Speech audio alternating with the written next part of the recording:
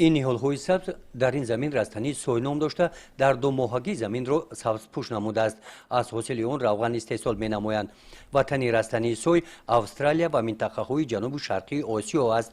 در منطقه کلاب نخستین شده امسال برای آزمایش تخمیان را در دهات به نام میرزاعلی وایسف، در خواجگی دهقانی به نام عبدالقهار، در مساحت 35 سوتیق عبدالجمیل زیایف در کشت تکراری در این زمین کاریده است.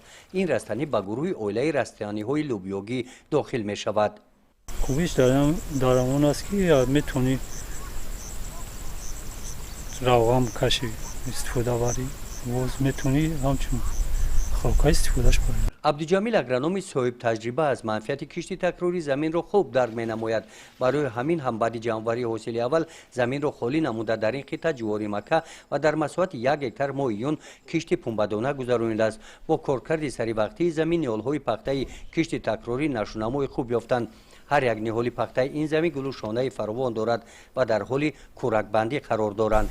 کشتی تکراری فایده‌اش همینه که اگر خوب بیاید خراجات هایی که در زمین های در کشتی اولا میکنید آن را میپوشاند. در این زمین در پیروی با عبدالجمیل خواجگی داران در کشت تکراری سبزی کاریدند. طبری اطلاع دادند در کشت این محصولات از توصیه متخصصان استفاده نمودند. در سمت استفاده کشت تکراری زمین تجربه دارند. پارسال بعد پیاز خربزش کردیم خیلی سوت شد کشتی تکراری کردیم. امسال بعد پیاز این جای هم چرا با اینا سازش کردیم. کشت تکراری خیلی زندگیم را صبح ما یکونجا کار نمیکنیم.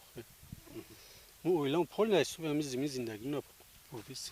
کشاورزان دهاتی به نام میرزاعلی وایسف در ناحیه واسه امسال در حدود 1045 هکتار کشتی تکراری گذرانیده طبق اطلاع ریاست کشاورزی ناحیه دورنما را 100% اجرا نمودند.